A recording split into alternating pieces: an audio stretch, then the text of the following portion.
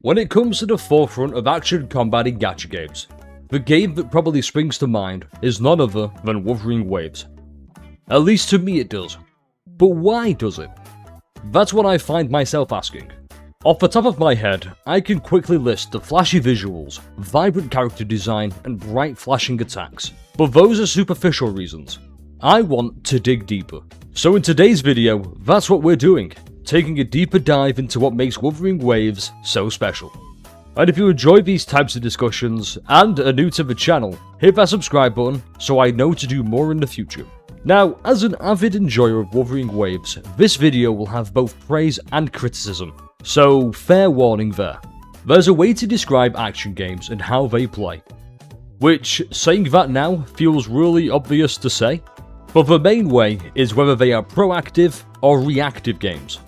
Stepping away from other gacha comparisons, because gacha gamers can play more than gacha, I want to use some examples of games that fit three categories. First, let's start with proactive games. This will be your hack and slash style games, where the enemy is essentially a damage sponge that soaks up your attacks. A good example of this is Final Fantasy VII Rebirth, because it wouldn't be a discussion about games without Final Fantasy being mentioned. In this game, you have a vast array of offensive options universal to all characters, but just different enough animation-wise to trick you into thinking it's exclusive to them, and then you activate your limit ability, or in Wuthering Waves, your ultimate. And there's a big flash and insane damage, and then you go back to unleashing attack after attack. Oh, and occasionally, the enemy might throw an attack string or two back at you, but you can generally just ignore what they're doing, because the game is rewarding you for being proactive in your game plan. And that is the game's way of making you feel powerful. Nobody wants to play a weak character in an action game. You want to feel like despite all the adversity you're facing, you can overcome the threat at any level. And that feels very prevalent in Wuthering Waves. But that's where one of my biggest complaints comes in. I am of course talking about the rotation slop allegations. Now there's no denying that Wuthering Waves has detailed character kits. And within those kits, there are words that detail what the character do. Wait, who wrote this script? It was me, Barry. You've probably seen all the guide makers out there making videos after reading through Reddit to get the information on a character. And this is where the rotation slop comes in, because a key component of Wuthering Waves gameplay is swapping characters in and out. But what if all you're doing is reading some bullet points about how to play a specific team in a particular order? Are you really playing the character? Are you expressing your skill in a way that makes you happy? One of the main things that drew me to this game was the creative freedom in your team decisions. Not some defined spreadsheet that has intricate timings about when to use another character, or how and when to use a character's skills to maximize their on-field time so you can manage the off-field character's cooldown times. I think that's boring. An opinion on the internet, I know, please don't get shocked. You don't see this in a game like Devil May Cry 5. Another example of a proactive game. Sure, there are really cool combos out there, but chances are you are either not practiced enough to pull them off, or you want to unleash your skill expression with the plethora of ways the game allows you to. No matter what happens, you are first and foremost trying your best to put your theory of what you want to do into practice, and then failing, and then trying it again. And through trial and error, you finally get that big payoff.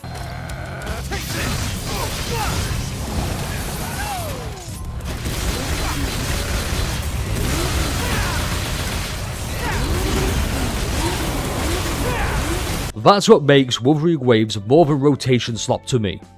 Despite certain characters and teams feeling that way in recent times, I can select any character from my available roster and run them in the team, regardless of synergy or role. Okay, maybe not role. You'll want a DPS to defeat the enemy, but then sometimes you can get really creative with it. And I can go into tower adversity and fight the floor boss, and I can see what is working and what isn't, and I can see what I need to improve upon in real time. And that's common in every game. For a proactive game, the skill issue you will most likely find is from your own failing, as opposed to a reactive game where discovering where you need to improve is likely due to you misjudging what the enemy is doing. And with that smooth transition out the way, it's time to talk about the reactive side of things. And this is something that Wuthering Waves doesn't really do all that well. Yes, The enemy has its own attacks and patterns, but do you really need to pay them any attention? Let's take a look at the best example of reactive gaming, Dark Souls. Now hopefully you played Wuthering Waves before, so this next section makes sense. Hopefully the point I made earlier has been driven home, but this game is not reactive. I mean, it is, but not really that much. Of course the enemy is going to have attacks and movements that require you to occasionally dodge or parry, but for the most part, you can usually just ignore it. In fact, recently, the devs have made this even more prevalent, and this is just another way for you to be able to ignore whatever the enemy is doing. I want to put particular focus on one particular team, or character, Imeth. This character feels like you're watching God of War during combat with the amount of cutscenes that pop up. You go about the encounter completely unfazed by what anyone except her is doing. This is in stark contrast to something like Dark Souls. You didn't think I forgot, did you? When you face a boss in any Souls game, and by extension Souls-likes, you have to really pay attention.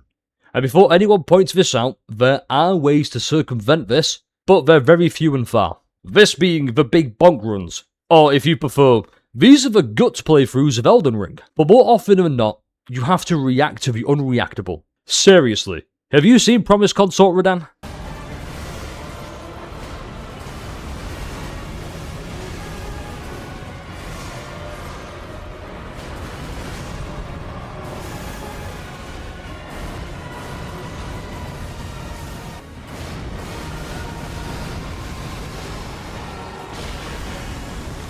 But a key factor to combat in these games is the adversity you have to overcome. That sense of accomplishment you get after suffering numerous frustrating losses. And occasionally, the runbacks. Oh my god, bro. Oh, hell no, man. What the fuck? And I don't get that from Wuthering Waves. I don't feel like the boss threw out a move that required me to react. I could just brute force, and if I get interrupted, I can just more or less pick up from where I left off.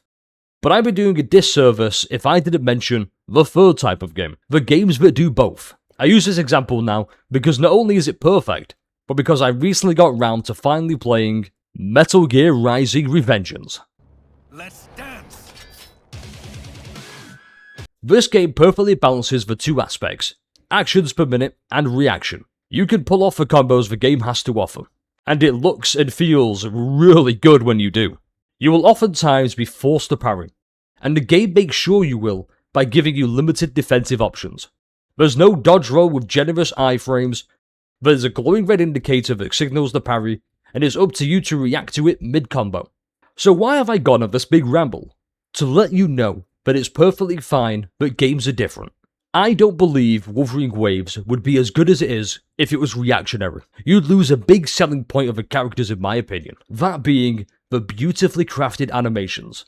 If we take a look at Zelda Zone Zero, another gadget I deeply love and adore, the ultimates serve a similar purpose. They're big sources of damage and combo extenders, but they have a gameplay mechanic where you can swap during them. And I bring this up because to even get to this point, you have to pay attention to your windows of opportunity. Now yes, you could throw them out whenever you want, but you lose out on that perfect moment. The same can be said for Wuthering Waves. The only difference between them is how you get to that point. But I've yapped enough on the combat aspect. Now we have to talk about the other most important thing, the presentation. Now it should come as no surprise that a game has to look good. Obviously, personal taste and preference play a huge factor in that statement. If we take a look at the Adventures of Elliot for example, it's clear this game is of a very high standard. It has an art style it is fully committed to. Now why do I bring this up? Because as beautiful as the game might look to some people, to me, the HD 2D style the game adapts does not appeal to me. I can't explain why, it's just personal taste. And that's why I use it. You might not be a fan of the 3D open world style, but there's no denying Wuthering Waves has nailed the direction they want to take their art. Saying this, I do have one gripe. A little superficial, but it just kind of irks me. And that is the regions look vastly different. Map-wise, Huanglong and Renacita are one ocean apart, and they couldn't look more different. It'd be nice to see just a little bleed over in cultures. I understand it's a brand new region, but I'd like just a little similarity. But you'd be forgiven for not noticing it, or even thinking it's an issue in the first place. In fact, as I was capturing some footage, I got a little inspired to include this section, because a picture is worth 1,000 words.